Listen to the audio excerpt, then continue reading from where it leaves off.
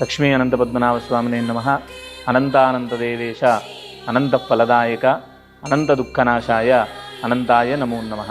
లక్ష్మీ అనంత పద్మనాభ స్వామి క్షేత్రం అండి ఇది. ఇక్కడ ఈ అనంత పద్మనాభ స్వామి వారు స్వయంగా వెలిసినటువంటి క్షేత్రము. స్వామివారిని ఎవరు ప్రతిష్ఠ చేసినటువంటి విగ్రహం కాదు. అలాగే ఇక్కడ భక్త మార్కాండేయ ఋషి తపస్సు చేసినటువంటి క్షేత్రం ఇది.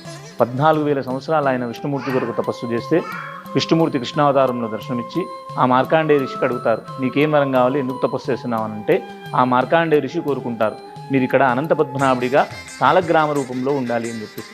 మామూలుగా అనంత పద్మనాభుడు అంటే ఎక్కడైనా శయన రూపంలో పడుకునే ఉంటారు, కానీ ఇక్కడ మాత్రం స్వామివారు విశేషంగా పడుకున్నటువంటి శయన పద్మనాభుడు కాకుండా సాలగ్రామ శిలారూపంలో ఉన్నారు. సాలగ్రామము అంటే విష్ణు యొక్క శిలారూపం. శివుడు అంటే లింగం మాదిరిగా విష్ణు అంటే సాలగ్రామం. వల్ల వైష్ణవాలయాల్లో బ్రాహ్మణుల్లో పెట్టుకుని పూజ చేస్తుంటారు. కానీ ఇక్కడ ఉన్నటువంటి సాలగ్రామం మాత్రం జగత్తులో ఉన్నటువంటి అతిపెద్ద సాలగ్రామ శిల.